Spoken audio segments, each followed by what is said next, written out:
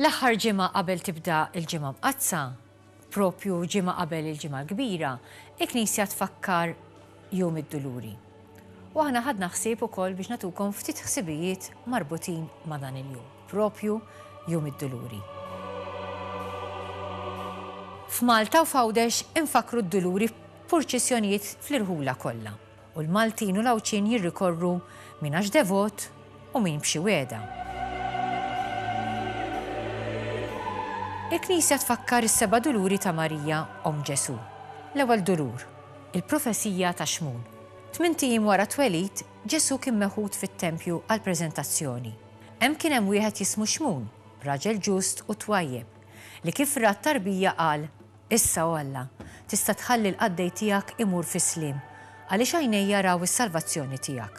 U kompla, ara dan se jġib il-waqa' u l-qawmin ta' ħafna f'Iżrael.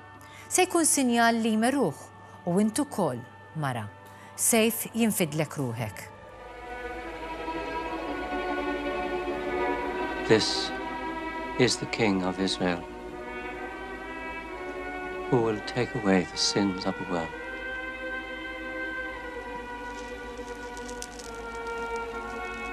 I did not know what we were to find. And coming here, a stable, I thought my brothers were mistaken. But now I see the justice of it. It-tieni dulur, il-ħarba lejn l-Eġittu. Dar anġlu tal-mulej f'ħolma lil Ġuseppi u qallu: ħu miegħek li tfajjel lill-ommu u aħrab lejn l-Eġittu. Ibqa' hemm sa ma ngħidlek jien, għax Erodi se jfittex it-tifel biex joqtlu. Ġuseppi qam, ħamiegħu lit-tifel u lill-ommu u bil-lejl telaq lejn l-Eġittu u baqa' hemmhekk sal-mewt ta' Erodi.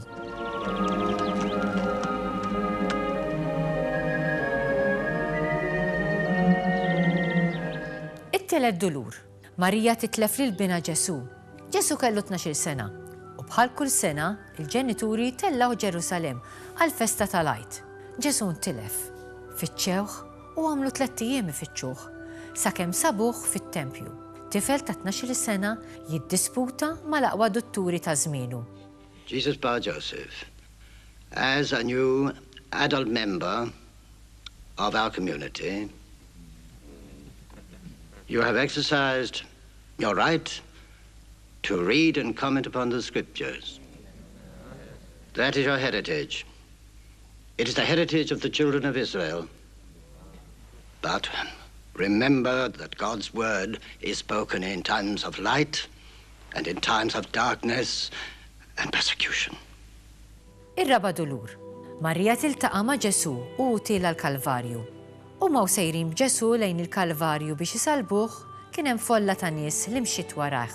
Fosthom kien hemm ommu li qasmet qalba tara lil bina maħqur tant bla ma qatt ma kellu l-ebda ħtija.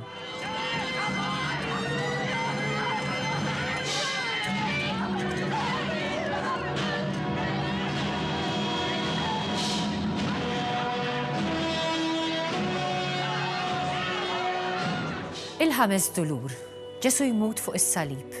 Kien hemm wieqfa ħdejn is-salib ta' Ġesu, ommu, oħt ommu, Marija ta' Kleofa u Marija ta' Magdala. Mela kif Ġesu lemaħ lill-ommu u lid-dixxiplu li kien iħobb wieqaf f'dejha, qal lill-ommu: Mara, hawn hu ibnek. Imbagħad qal lid-dixxiplu: Hawnhi ommok. U minn dak il-ħin id-dixxiplu ħada għandu. Imbagħad Ġesu qajja tajta kbira u rat ruħu. John,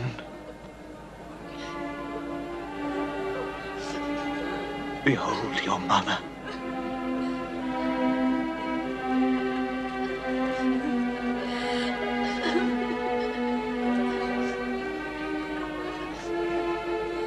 Woman, behold your son.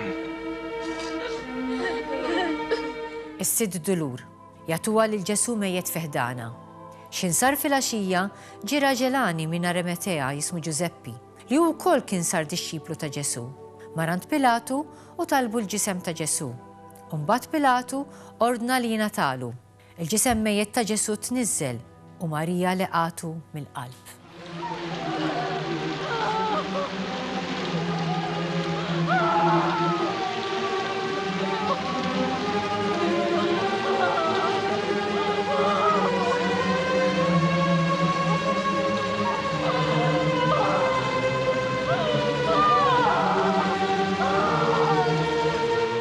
Is-7 dulur tassisti għad-difna ta' bina Ġesu u ħadu l-ġisem ta' Ġesu u kebbeħ bil-paxex tal-għażel bil-fwejjaħ kif soltu jagħmlu l-lut qabel id-difna.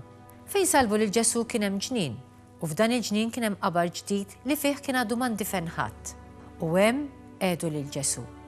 We are the family of Jesus of Nazareth, who lies here. What do you want? To enter the tomb. Why? To anoint the body. To bring fresh linen, herbs, spices. It is our custom. 7 duluri ta' Marija, mara li l-poplu ħabba, għadu jħobba u għadu jdur leja kull meta jiġi bżonn. U dan juruħ il-folor gbal li ta' kull sena jimxu wara ġbija tad-duluri.